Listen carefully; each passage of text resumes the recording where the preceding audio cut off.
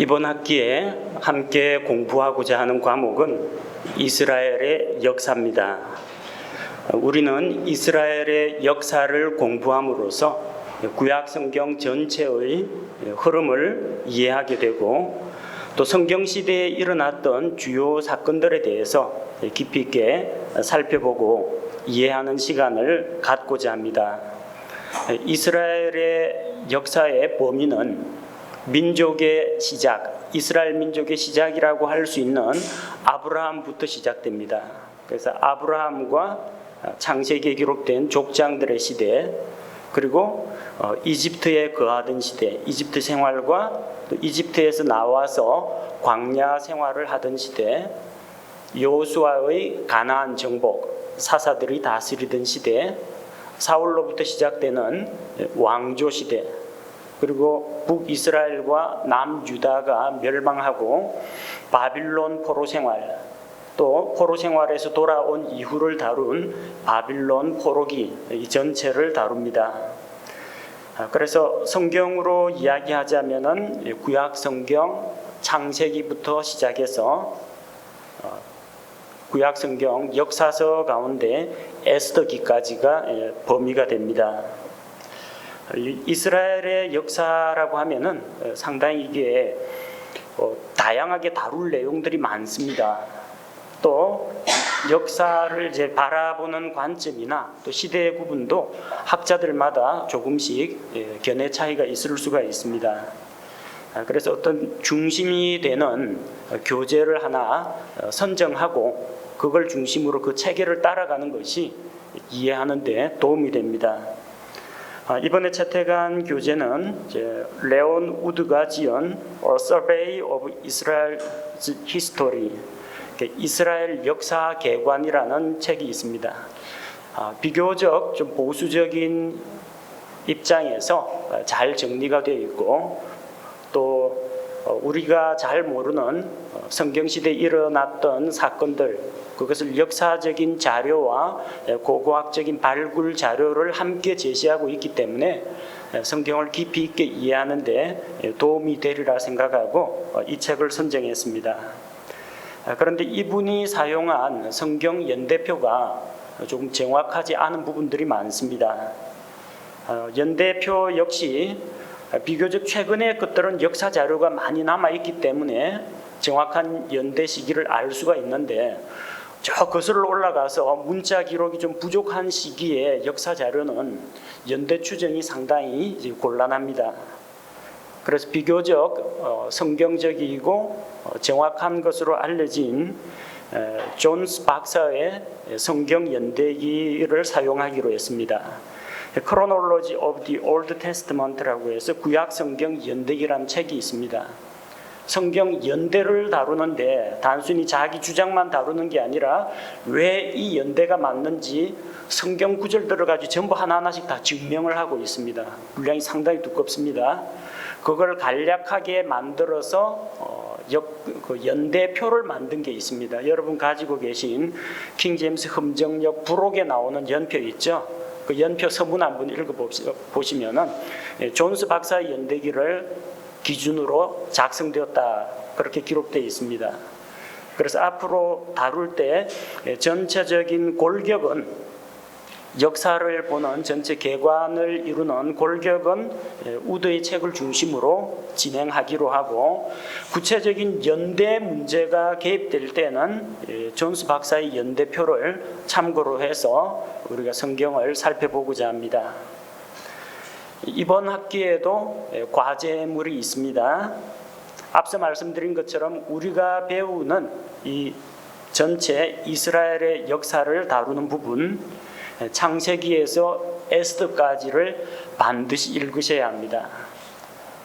기말에 한꺼번에 읽으려고 하면 부담이 됩니다. 그보다는 우리가 진행하는 이 강의 내용하고 맞추어 가지고 읽으시면 되겠습니다. 근데 아브라함을 다룬다 그러면 이제 창세기는 기본적으로 읽으셔야 되겠죠. 그다음에 다윗 왕을 다룬다 그러면은 사무엘기를 읽고 있어야 됩니다. 그래서 이렇게 성경 말씀을 같이 읽어 나가면서 이 강의를 들어야 성경 말씀을 이해를 할 수가 있을 겁니다.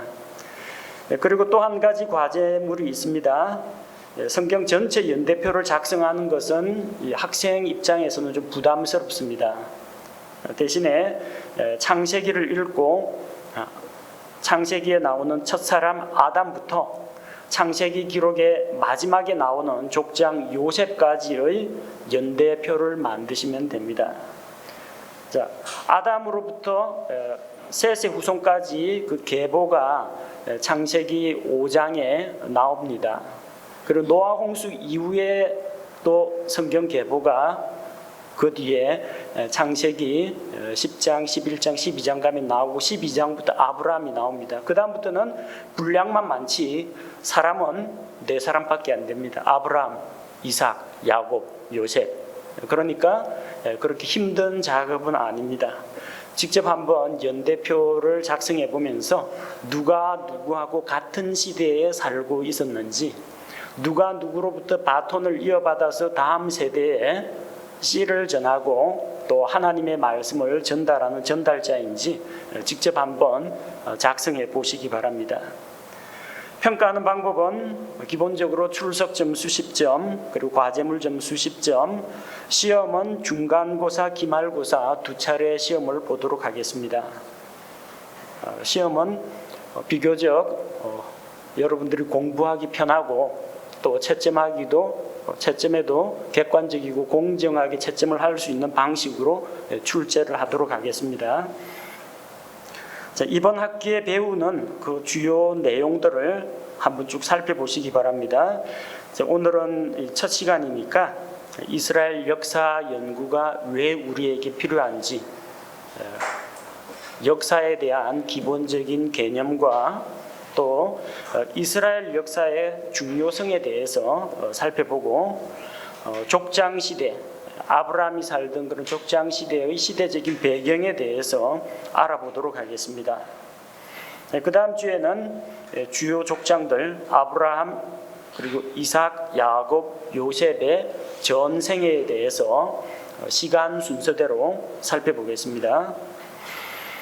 그 다음 셋째 주는 아주 중요한 게 한 가지 들어있네요. 구약 시대의 연대기 개요, 주요 중심 인물들을 뽑아야 됩니다. 구약 성경을 이해하려면 아담이 창조된 때는 언제인지, 노아 홍수는 언제 일어났는지, 아브라함은 어느 시대 사람인지, 이스라엘이 이집트에서 나온 출애굽 사건은 언제인지, 요 주요한 연대기 자료를 가지고 있어야 됩니다. 그래야 거기로부터 몇 년 지나면서 이제 비교적 기록이 남아있는 왕조시대 역사를 자연스럽게 이어갈 수가 있습니다. 자, 그래서 족장시대 끝난 다음에는 연대기와 함께 이스라엘의 이집트 체류 기간에 대해서 살펴보고, 이집트에서 그들이 어떠한 생활을 했는지, 또 이집트에서 나와서 40년간의 광야 생활을 어떻게 보냈는지 살펴보고, 그 다음은 여호수아를 중심으로 한 가나안 정복 전쟁, 그리고 중간고사 이후에는 사사시대를 살펴보고자 합니다. 그 다음에는 왕조시대죠. 사울왕, 다윗왕, 솔로몬왕, 그리고 솔로몬의 아들 로보암 때 북이스라엘과 남유다로 왕국이 갈라집니다. 그래서 북이스라엘 왕국에 대해서 살펴보고 남유다 왕국에 대해서 살펴봅니다. 그리고 그 이후 바빌론 포로 생활을 하던 시기, 그리고 포로에서 귀환한 시기, 그때까지 살펴보면 구약 성경에 기록된 이스라엘의 역사 전체를 다루게 됩니다. 과목이 역사라는 과목이기 때문에 우리가 몇 가지 주의해야 할 점이 있습니다. 가장 중요한 것은, 역사 연구에서 중요한 것은 역사 유물이나 고고학적인 발굴 자료가 아니라 성경이라는 겁니다. 자료는 왜곡될 수가 있습니다. 또 사람들이 기록을 남기면서 집권자가 자기한테 유리한 기록만 남기는 경우가 있습니다. 그러니까 모든 역사 기록이라고 해서 다 믿으면 안 됩니다. 우리는 사람이 기록한 것보다 하나님께서 기록하신 성경 말씀을 가장 우선시해야 된다는 겁니다. 두 번째는 동일한 성경 말씀을 가지고 연구를 하는데에도 연대 추정 시기가 조금씩 차이가 날 수 있다는 겁니다. 성경을 통해서 입증이 가능한 부분은 성경을 참고하면 되는데 사소하게는 한 2, 3년씩 차이가 나기도 하고 길게는 몇십 년씩 차이가 나는 그런 견해도 있습니다. 그래서 그런 것은 절대적인 것은 아닙니다. 이 성경 기록은 하나님께서 영감으로 주셨습니다. 그러나 우드 박사가 기록한 이 책이나 아니면 존스 박사가 작성한 연대표는 영감을 통해 주신 것이 아니고 성경 말씀을 연구하는 한 성경 역사학자의 견해입니다. 그 중에서 정말 확실한 성경 말씀에 기초한 것은 우리가 받아들이고 학자들마다 견해가 좀 다르면 우리가 함부로 다른 사람이나 우리하고 다른 내용을 가르치는 사람들에 대해서 비난하고 비판할 것이 아니라 상대적인 의견은 존중해주고 인정해줄 필요가 있습니다. 이게 사람이 죽고 사는 그 복음에 대한 그런 문제가 아니거든요. 연대기 몇 년을 가지고 그걸 가지고 내가 맞다 넌 틀렸다 이렇게 싸움이나 논쟁을 벌이는 것은 바람직하지 못합니다. 그래서 우리가 공부하는 목적은 지식을 주입하는 것이 아니라 전체 인류 역사 그 가운데서도 중요한 몫을 차지하는 이스라엘의 역사 가운데 하나님께서 어떻게 나타나셨는지 또 하나님께서 자기 백성을 어떻게 인도하셨는지 어떻게 역사를 주관하시고 섭리하시고 이끌어 나가시는지 그걸 살펴보고자 합니다. 이 두 가지 점만 유의해 주시면 한 학기 강좌 함께 잘 따라오시리라 생각합니다.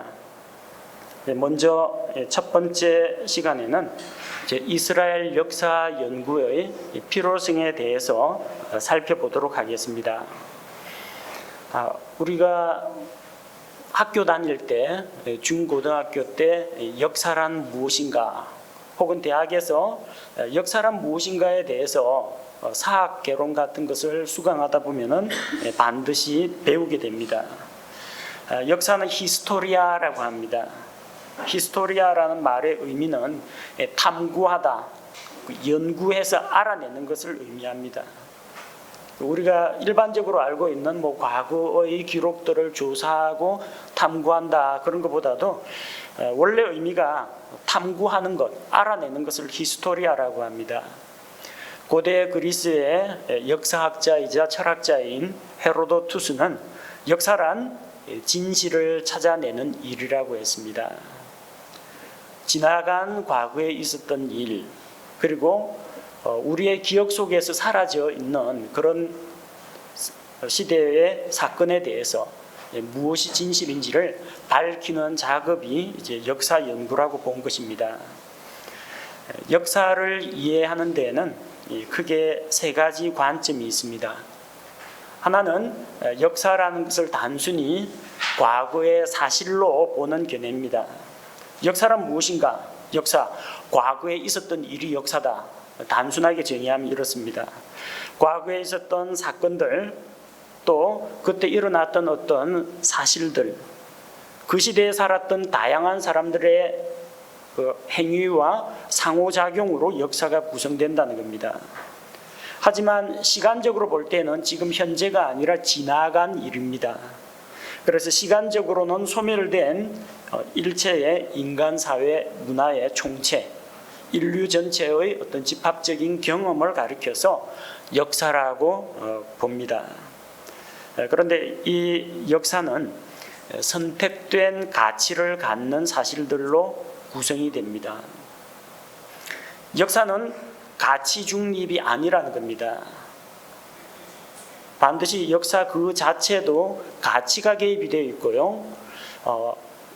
어느 것을 역사 자료로 인정하고 선택하느냐 이 자체가 벌써 연구자의 주관이나 편견 같은 게 개입될 소지가 있다는 겁니다.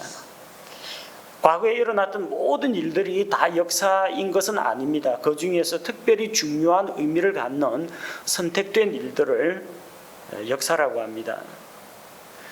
그래서 영어에 보면은 historic이라는 단어가 있고 historical이라는 단어가 있죠. 이 historical이라는 단어는 과거에 역사적으로 일어났던 그냥 팩트들을 말합니다. 역사적으로 있었던 건 다 historical이라고 합니다. 과거에 누가 태어나서 밥 먹고 일하고 늙어서 죽고 또 팩트죠. 역사적으로 크게 의미는 없습니다. 그러나 분명히 역사적으로 그런 사실이 있었다. 그럴 때 히스토리컬이라고 합니다. 그러나 그들 가운데에서도 특별히 중요한 사건들이 있을 겁니다. 중요한 사건들. 자, 왕이라는 그런 신분이 있다. 왕이 중요한 어떤 국제 조약에 서명을 했다. 전쟁이 일어났다. 혹은 지진, 가뭄, 홍수가 언제 일어나서 전 국민이 큰 피해를 입었다. 역사적으로 중요한 의미가 있는 거죠. 그럴 때 히스토릭이라고 합니다. 어떤 것은 히스토릭이고 어떤 것은 히스토리컬입니다. 역사적으로 중요한 관심과 조명을 받는 일이 있고 그렇지 못한 일이 있다는 겁니다. 과거의 지구상에 살았던 모든 사람의 일거수일투족이 다 역사가 되는 것은 아닙니다. 그 가운데 중요성을 가지고 있고 의미를 가지고 있는 것. 그런데 그 중요성과 의미는 누가 부여합니까? 연구자가, 역사학자가 부여합니다. 그래서 역사는 과거의 사실이라고는 하지만 그 사실 자체가 객관적이고 가치 중립적이지는 않다는 겁니다. 어느 것이 역사적인 자료로 인정을 받고 채택되느냐 마느냐 그런 문제가 딸립니다. 두 번째는 그런 과거에 일어난 사건이 아니라 과거에 일어난 사건에 대한 기록, 그 사건을 서술하고 설명하는 것이 역사다. 그렇게 보는 견해가 있습니다. 그래서 선택된 사실만이 전해지고 기록자의 주관이 이 과정에서 집필하는 과정에서 개입될 수밖에 없습니다. 우리 삼국시대의 그런 역사를 보면은 고구려, 백제, 신라 삼국이 같이 공존했습니다. 그러나 역사 기록은 주로 누구의 관점에서 기록되었느냐? 나중에 삼국을 통일한 신라를 중심으로 기록이 되었다는 겁니다. 백제 사람 의견, 고구려 사람 의견이 골고루 다 반영되지는 않았을 거라는 겁니다. 가까운 몇십 년 전을 생각해 보시면 됩니다. 70년대에 나온 신문들 한번 생각해 보시기 바랍니다. 70년대 유신시대에 나온 신문들. 거기에 독재 정권 비난하는 기사는 한 건도 안 실립니다. 왜냐하면 언론이 통제를 받고 있던 그런 시기입니다. 집권자의 입장을 지지하고 비호하는 입장에 모든 것을 기록을 합니다. 분명히 그 옛날 70년대, 80년대 신문 기록들을 보면 어떤 일이 일어났다라는 것은 알 수가 있습니다. 근데 그게 그 사건을 누구의 관점에서 바라보고 조명했느냐, 그 기록에 나온 의견까지 그대로 믿어버리면 곤란하다는 겁니다. 그래서 중요한 역사적인 사료에 대해서 그것이 어떤 방식으로 기술되고 집필되었느냐가 중요한 의미를 가집니다. 신문이라고 해서 반드시 공정한 것은 아닙니다. 여러분의 일기도 때로는 역사적인 가치를 띠를 수가 있을 겁니다. 하지만 일기를 쓸 때 대부분의 사람은 언젠가 누군가 이것을 읽게 될지도 모른다는 생각하에서 기록을 합니다. 또 자기 자신을 합리화하고자 하는 그런 경향이 있기 때문에 자기 관점에서 자기에게 유리한 방향으로 쓸 수가 있다는 겁니다. 그래서 조선시대에 기록되어 있는 일기로 된 그런 자료들이 있는데 그것 역시 글자 그대로 다 믿을 수는 없다는 겁니다. 비석이라든지 구비전승 자료 같은 것들 역시 마찬가지입니다. 그것이 누가 기록했고 어떤 관점에서 기록했는지를 먼저 살펴보고 우리가 받아들일 것인지를 생각해 봐야 됩니다. 이런 수많은 역사적인 사료들, 그 기록들, 역사에 대한 기록들이 남아 있는데 이것은 하나의 공동체의 집단적 기억이라고 할 수가 있습니다.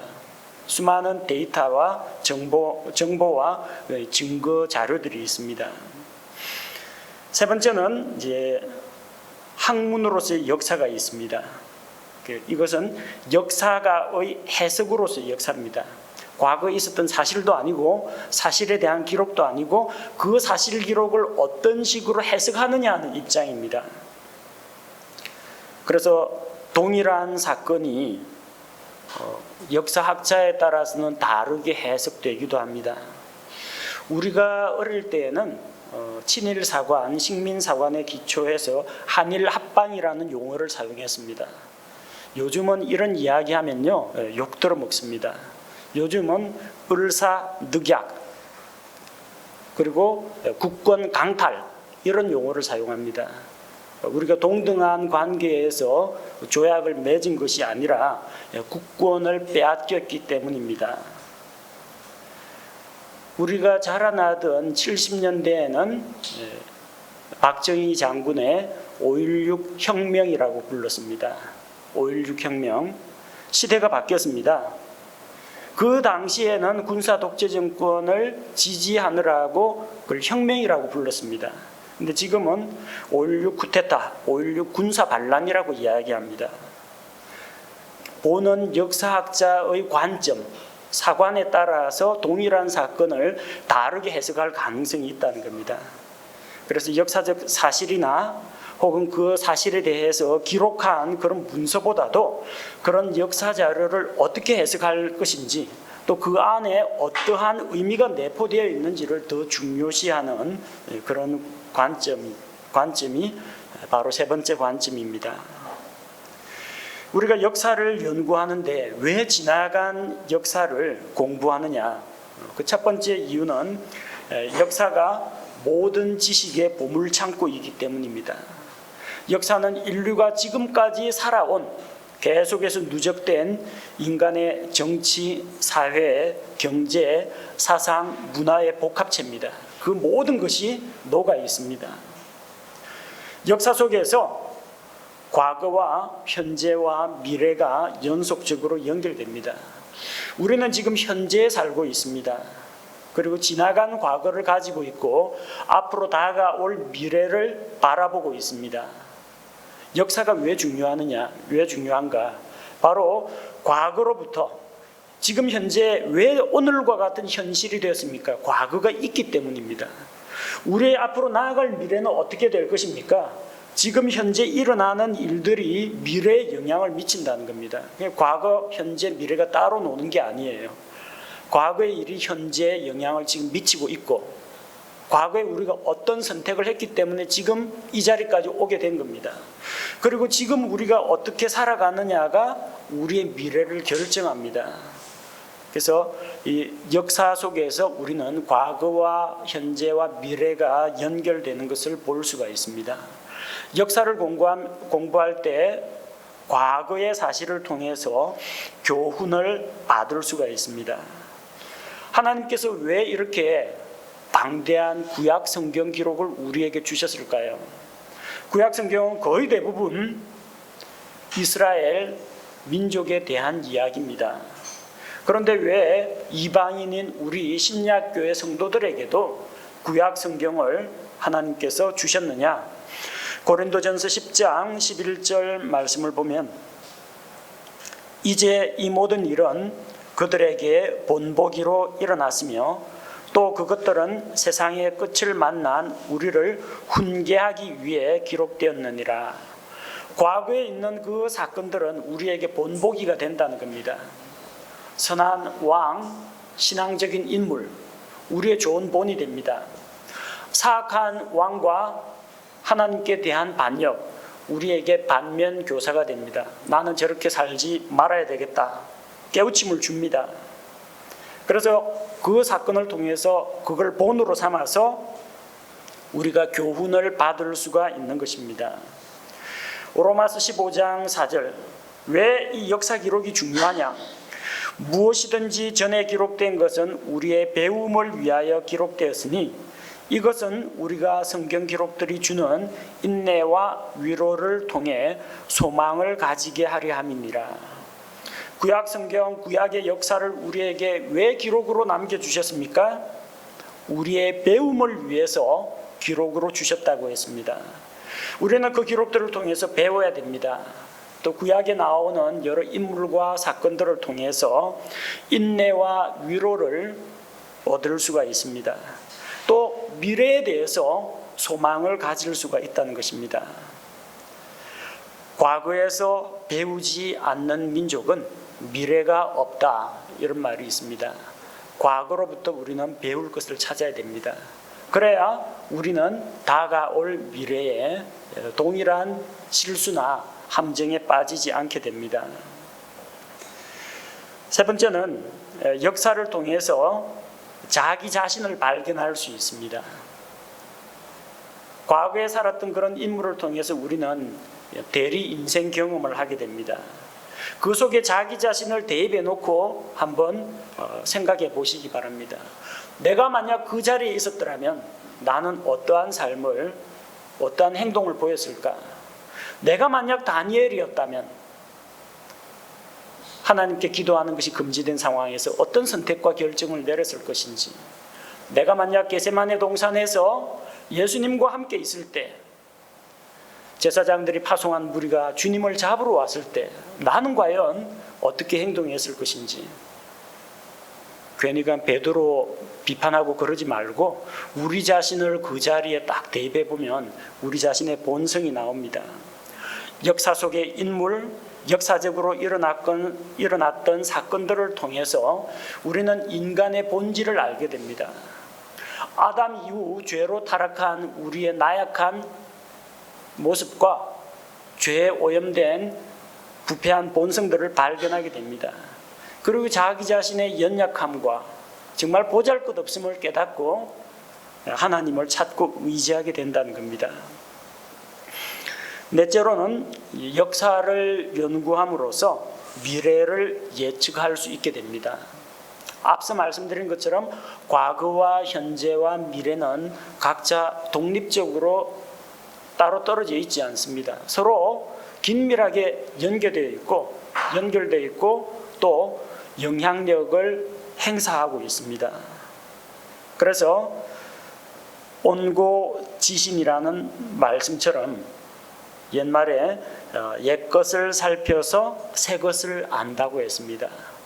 과거의 역사를 잘 살피고 연구하면 이제 새로운 환경이나 또 새로운 상황 가운데 거기서 받은 교훈을 적용할 수가 있다는 것입니다. 역사 연구는 이렇게 우리에게 참으로 중요한 교훈과 깨달음과 또 자아 성찰의 기회를 줍니다. 그 가운데서도 특별히 이제 이스라엘의 역사를 연구하는 데에는 이유가 있습니다. 이스라엘은 역사적으로 가장 중요한 위치를 차지하고 있습니다. 그 지정학적 위치만 보아도 세계사에서 미치는 영향력이 대단히 크다는 것을 알 수 있습니다. 여러분, 노아 홍수가 끝나고 나서 노아의 세 아들 셈과 함과 야벳이 나뉘는 그 경계를 살펴보십시오. 아라랏 산에서부터 내려와서 바벨론 지역 그쪽까지 내려왔습니다. 거기서부터 바벨탑 사건 이후에 민족들이 나뉩니다. 함족은 남쪽으로 아프리카 쪽으로 내려갔습니다. 야벳 쪽은 북서쪽으로 유럽 방향으로 진출하게 됩니다.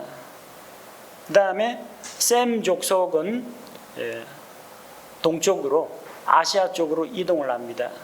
그런 셈과 함과 야벳이 나뉘는 경계가 팔레스틴 지역입니다. 그쪽에서 동쪽으로 가면요, 아라비아 거쳐서 인도하고 아시아 위쪽에 중국, 러시아가 나옵니다. 그쪽에서 남쪽으로 내려가면 아프리카가 나옵니다. 그쪽에서 서쪽으로 팔레스틴에서 서쪽으로 가면 유럽 대륙이 나옵니다. 그 팔레스틴 땅의 중심부인 예루살렘에 이스라엘의 수도인 예루살렘이 역사의 중심지가 됩니다. 유럽과 아시아와 아프리카를 연결하는 중심이 이스라엘입니다. 구약시대에도 현대에도 이 팔레스틴 땅은 상당히 중요한 위치를 차지합니다. 남쪽으로 이집트, 북쪽으로 아시리아, 북동쪽으로 바빌론, 그리고 신약시대에 들어와서는 지중해 쪽에 로마가 있죠. 주변의 강대국들로 에워싸인 곳입니다. 이 강대국들이 세력을 확장해가지고 이집트가 치고 올라가서 저 대륙으로 올라가려면 팔레스틴을 거쳐야 됩니다. 마찬가지로 저 북쪽에 있는 바빌론이나 아시리아가 남쪽으로 이집트 쪽에 영향력을 행사하려면, 아프리카 쪽으로 내려가려면 팔레스틴 거쳐야 됩니다. 로마 제국이 동쪽으로 진군을 하려면 지중해에서 팔레스틴 해안에 상륙해가지고 동쪽으로 진출해야 됩니다. 강대국들로 에워싸인 곳입니다. 지금은 이스라엘 민족과 아랍 민족이 서로 정치적으로 종교적으로 대립하고 있는 곳입니다. 중동의 화약고라고 불릴 정도로 전 세계의 시선이 집중되고 있는 곳입니다. 주변에 에워싸고 있는 나라들 보십시오. 북쪽으로 레바논, 시리아, 그리고 동쪽으로 요르단, 이라크, 사우디아라비아, 남쪽에 이집트, 다 포위된 형국입니다.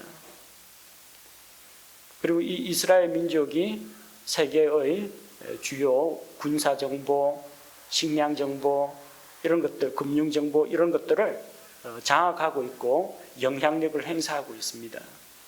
세계 역사의 중심이 되는 곳이 중동 지역입니다. 팔레스틴 땅입니다.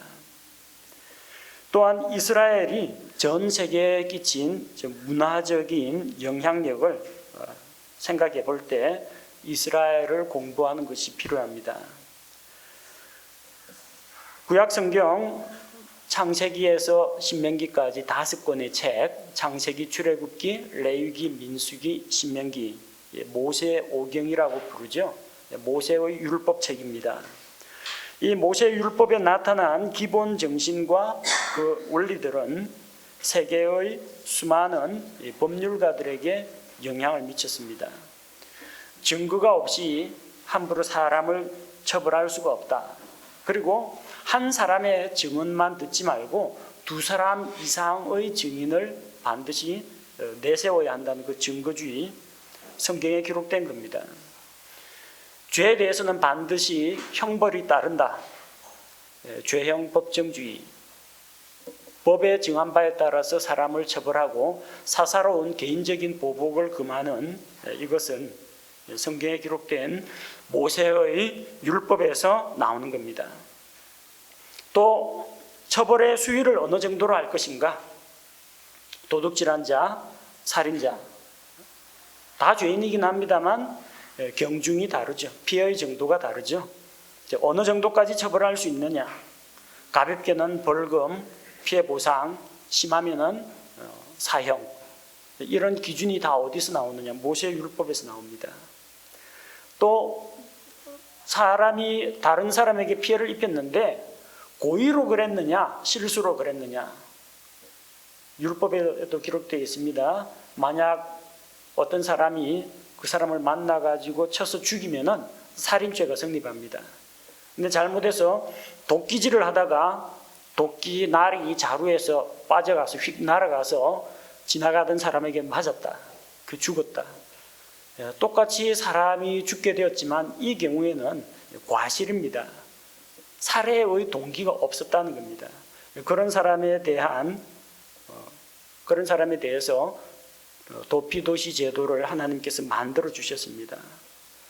또 자기를 보호하기 위해서 도둑이 밤에 자기 집에 침입할 때 맞서 싸워가지고 도둑을 만약 죽이면 정당방위가 인정됩니다.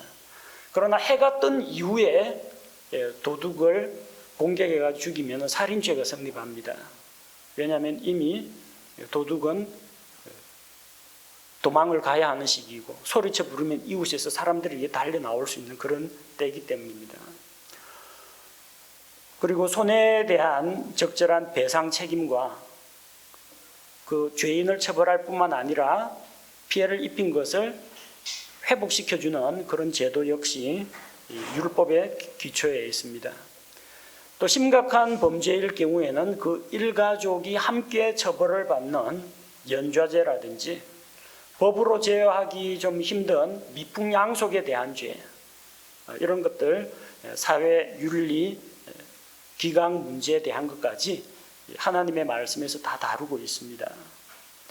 이스라엘의 역사 속에서 또 위대한 지도자, 철학자, 저술가들이 나타났습니다.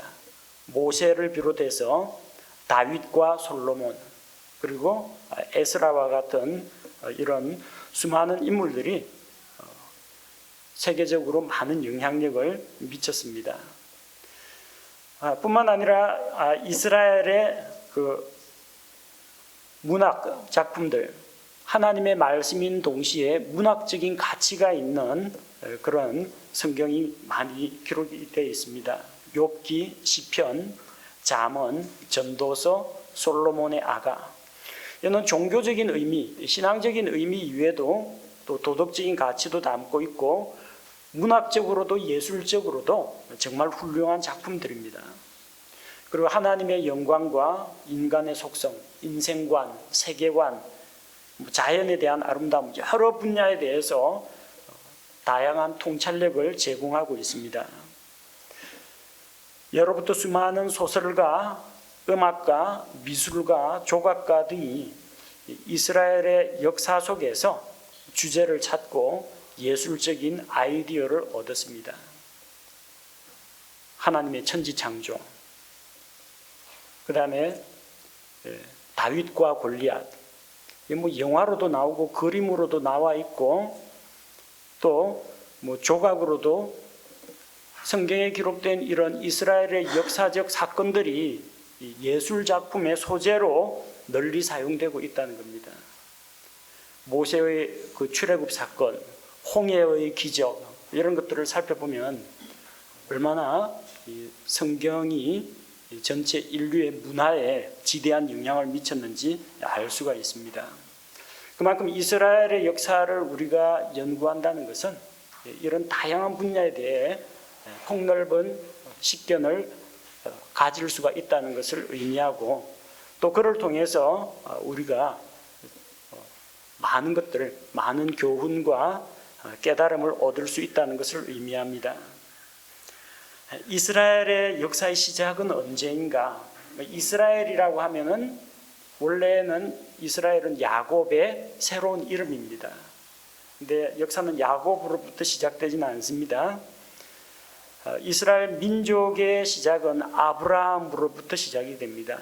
아브라함이 저 유프라테스 강 그 하류에 갈대아 우르에서 하나님의 말씀을 듣고 약속의 땅을 향해 출발할 때 그 민족의 시작입니다.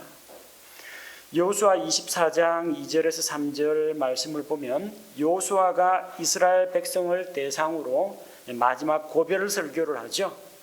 그 고별 설교의 첫 시작이 어떻게 되느냐면 데라가, 아브라함 아버지입니다. 데라가 강 저편에 거하며 이방신들을 섬길 때 주께서 아브라함을 불러내셨다 하면서 자기 조상들, 민족의 시작에 대해서 설명합니다. 사도행전 7장 2절에서는 스데반 집사가 공회 앞에서 자기 민족이 어떻게 하나님의 택하심과 인도를 받았는지 소개할 때 아브라함이 메소포타미아에 있을 때에 영광의 하나님께서 그에게 나타나셨다 하면서 아브라함을 자기 민족의 시조로 꼽고 있습니다. 민족의 시작은 아브라함부터 시작이 됩니다. 자, 반면 국가의 시작, 아브라함 당시는 그는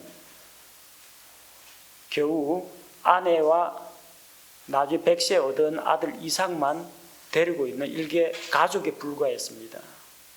이삭은 야곱과 요셉,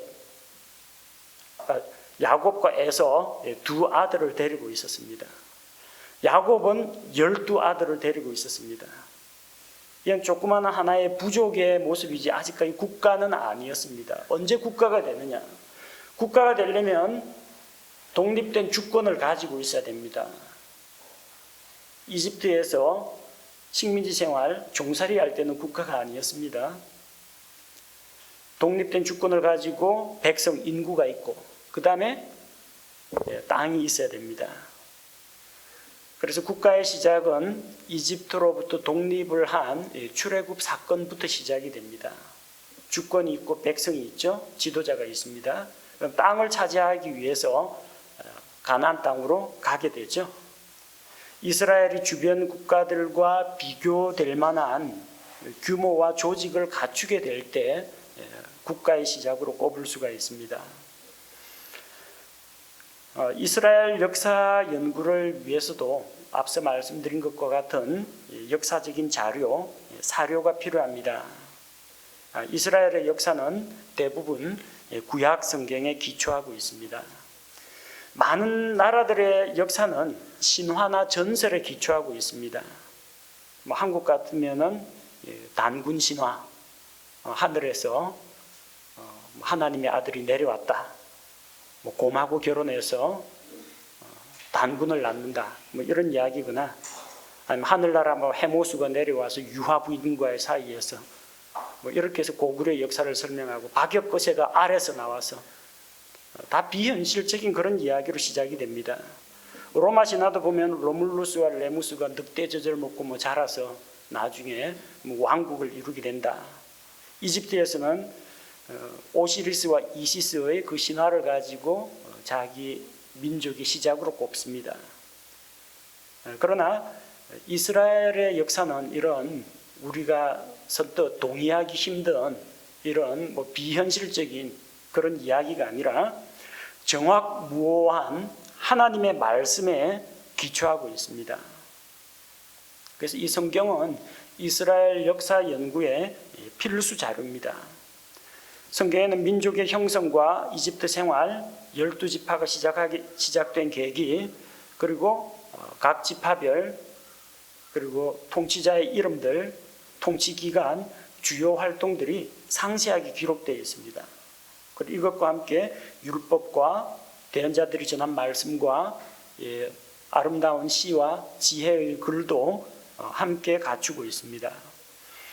그리고 이걸 보조하는 이스라엘의 역사를 보충하는 고고학적인 자료들이 많이 있습니다. 성경은 하나님께서 사람들에게 자신의 진리를 계시해 주신 책입니다. 그것은 역사 기록을 그 자체를 목적으로 한 것은 아닙니다. 하나님을 알려주고 사람의 본성을 알려주고 결국은 구원자 예수 그리스도께로 인도하도록 하기 위한 책이지 세상에서 일어났던 온갖 역사적인 자료들을 다 담고 있는 것은 아닙니다. 그래서 성경에서 제외되어 있는 그런 일반적인 배경을 채워주는 그런 부분은 고고학적인 발견들에 의지할 수밖에 없습니다. 예를 들어서 우리는 이집트에서 모세의 인도하에 이스라엘 백성이 나왔다. 그건 알고 있죠. 자, 그러면은 모세와 아론이 가서 10가지 재앙을 내릴 때 그때 이집트 왕 파라오는 누군가? 다 파라오예요. 다 파라오. 이집트 왕은 다 파라오라는 칭호를 가지고 있습니다. 태양의 아들. 근데 무슨 파라오냐는 겁니다. 역사 자료를 찾아봐야 됩니다. 모세를 물에서 건져낸 바로의 딸, 그 공주는 누구이냐? 그 역사적인 자료를 통해서 우리가 알아볼 수가 있습니다. 그래서 이런 고고학적인 자료나 또 고대 근동 지방에서 출토된 어떤 유물 같은 것들을 참고로 할 수는 있습니다. 그게 주가 되면 안 됩니다. 언제나 성경이 주가 되고 고고학적인 자료들은 보조 자료로 사용돼야 합니다. 이스라엘의 역사 시기 구분을 살펴보겠습니다. 우리가 앞으로 강의를 통해서 배울 내용과 일치합니다. 처음에 이제 족장 시대, 아브라함과 이삭과 야곱의 12아들 그 시기고, 그 다음에 이집트 시대, 야곱이 흉년을 피해 가지고 이집트에 내려간 이후에 모세의 인도로 이집트에서 나갈 때까지 이집트 생활 시대가 있고요. 그 다음에 40년 동안의 광야 생활 시대가 있고, 광야 생활 마치고 여호수아와 갈렙이 이스라엘 백성과 함께 가나안 땅에 들어가서 정복 전쟁을 하던 시기가 있습니다. 그리고 그 땅을 이스라엘이 차지한 이후에 각 지파별로 사사들이 다스리던 그런 시대가 있습니다. 그래서 조상들의 그런 신앙적인 유산과 실로를 중심으로 한 하나님의 성소를 중심으로 각 지파들이 유기적으로 연합한 그런 시기가 있습니다. 그리고 이런 사사시대를 끝내고 이스라엘 12지파 전체를 다스리던 왕이 나온 시기, 사울과 다윗과 솔로몬이 다스리던 통일왕국 시대, 그 다음에 로보암 이후에 북이스라엘과 남유다가 분열되는데 북이스라엘 왕국, 남유다 왕국 시대가 있습니다. 북이스라엘은 아시리아의 침략으로 멸망했고, 남유다 왕국은 신바빌로니아 제국에 의해서 멸망당합니다. 그리고 70년 동안 바빌론 땅으로 끌려가서 포로 생활을 합니다. 그 포로기를 다루고, 또 포로 생활이 끝난 다음에 에스라나 느헤미야나 이런 대언자들을 통해서 다시 하나님께서 이스라엘을 팔레스틴 땅으로 돌려보내신 포로 귀환 시대가 있습니다. 이런 전체 역사 시기 구분을 따라서 이번 학기 강의를 진행하도록 하겠습니다.